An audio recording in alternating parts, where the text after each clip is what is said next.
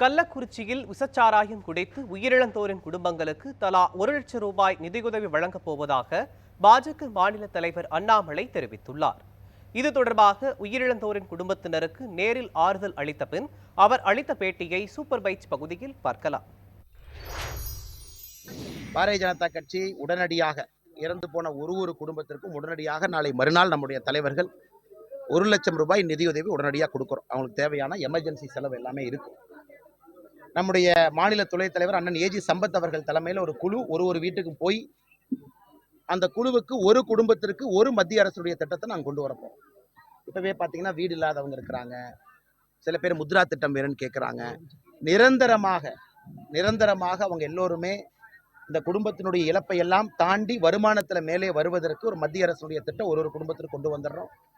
முதல் கட்டமாக 1,00,000 ரூபாய் நிதியுதவி ஒரு குடும்பத்துக்கு கொடுக்கும். நிர்வாகம் மூடி மறைப்பதற்கான வேலையில மட்டும்தான் இருந்தாங்கண்ணா. சில குடும்பத்தில் சொன்னாங்க, அண்ணா கள்ளச்சாராயம் மருந்தி ஹாஸ்பிட்டல் போனதுக்கு அப்புறம் இன்னொரு பக்கம் அதே பாக்கெட் இன்னொருத்தர் குடிக்கிறார். ஏன்னா மாவட்டத்தினுடைய ஆட்சியரே சொல்றாங்க இதுல பாதிப்பு இல்லை, அது கள்ளச்சாராயம் இல்லை வேற ஏதோ அப்படின்னு.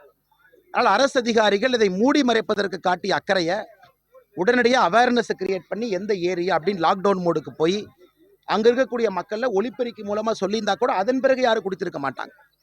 ஏன்னா இன்னைக்கு அந்த மாதிரி தான் இருக்கு.